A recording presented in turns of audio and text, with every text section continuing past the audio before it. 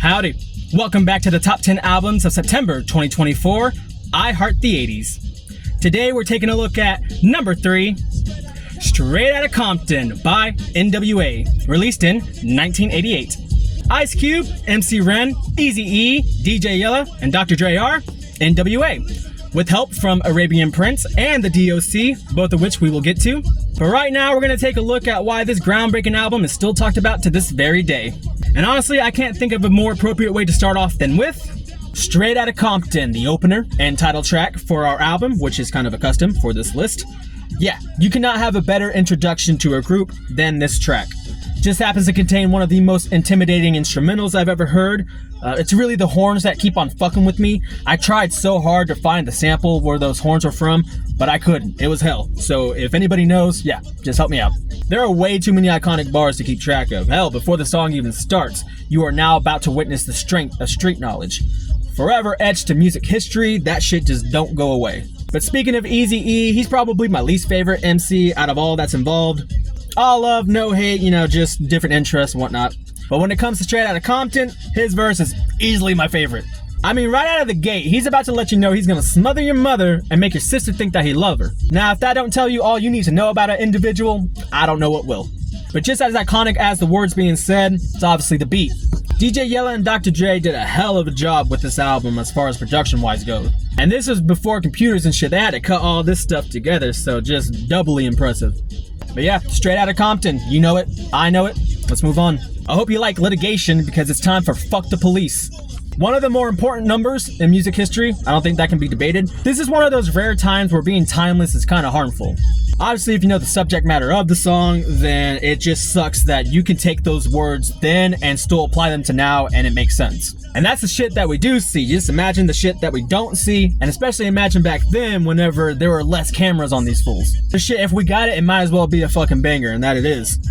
Cube has an iconic start in Straight Outta Compton, like no doubt, but the way he attacks the beat coming into this one, especially when you got the scratches right before he kicks in. Yeah, that's my shit right there. If DJ Yella is to be believed, this shit only took a day to write. I can imagine Cube just writing this shit and then immediately going to the booth and laying it all down. Then you got everybody else laying some shit down, and then what you got is what you got. This song ain't gonna reach everybody the same way, that's for damn sure. It's for the people that, were half their size, but they were still seen as a threat. For the people that's been stopped like 3 or 5 times within a month after going to jail. For those people, the song is gonna make the most sense. One of my favorite parts about the track, though, is near the end. It's whenever we finally reach the verdict, and I think they end up taking the bailiff to jail. And as they're taking him away, he says, "That's a lie. That's a goddamn lie." Fucking cracks me up every single time. So yeah, fuck the police. I feel like if I talk about that song anymore, all my shit's gonna be taken down, so moving on. Next up, we got Gangsta Gangsta. My favorite thing about this track is the imagery that it provides. I don't know if Cube said this in real life, but in the movie he says that they write down whatever they see whenever they walk through the door. You can be seeing something different, you can be seeing rainbows and sunshines, that's all well and good, but this is what they were seeing. This ain't really the lifestyle to be living, it's just what they got. I mean, he says, "Do I look like a motherfucking role model?" Like, kind of spells it out right there. It's funny that this track is called Gangsta Gangsta because it really shows a lighter side to this group. There's one part where he's like, "We ain't saying no, we're too busy saying yeah," and it gets me, man. "We don't just say no, we're too busy saying yeah." On the last verse, it's right before Eazy-E's part, which is weird because this whole song was like an Ice Cube solo and then Eazy-E comes in at the end. But right before Eazy-E comes in, like a high-ass frequency synth sound is played, and that shit was like all throughout the 90s. It was almost like this track was a preview of things to come. Just think of San Andreas and you'll know what I'm talking about. Speaking of Eazy-E's verse, one of the parts I'm never gonna forget is when they got a bunch of honeys in the studio and they say, "We wanna fuck you, Eazy." He's like, "I wanna fuck you too." Oh man, moving on. Next up is If It Ain't Rough. If It Ain't Rough is an MC Ren solo, and I gotta say, I like Ren's cadence a lot.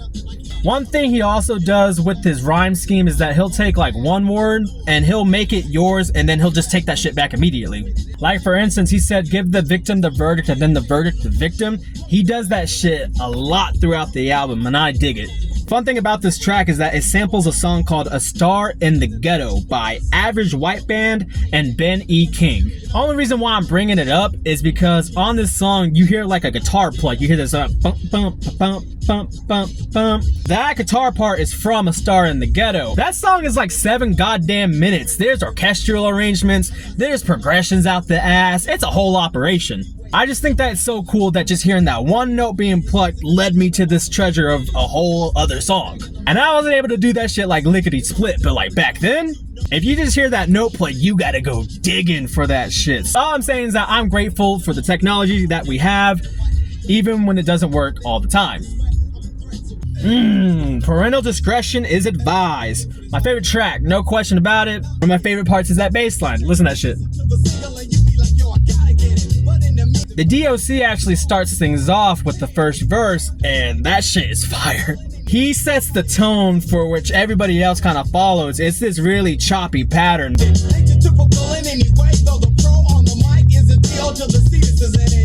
That little part right there took me 30 minutes to kinda get down one night. That shit was fucking hard. The Doc ends up throwing it to Dre after a little bit, but right before he leaves, he has to fit in a final, "What up?" I love that part. I always love that part. Speaking of Dre, this is Dre's best verse for me. He's spitting shit like a motherfucker. Like a regular, cause I'm a little better than a regular competitor.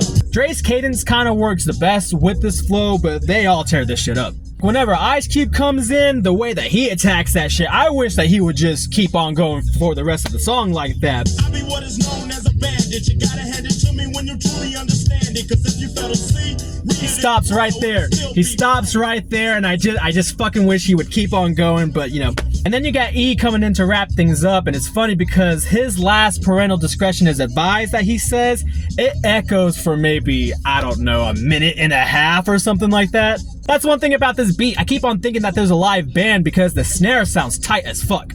And paired up with that bass is just like fucking beautiful, man. But at the end, you got this big old rock out ending. You hear an acoustic guitar kind of like plucking around. Throughout that whole thing, you just hear parental discretion is advised, advised. It's in the background. It's not like fucking terrible or anything like that. But it's there.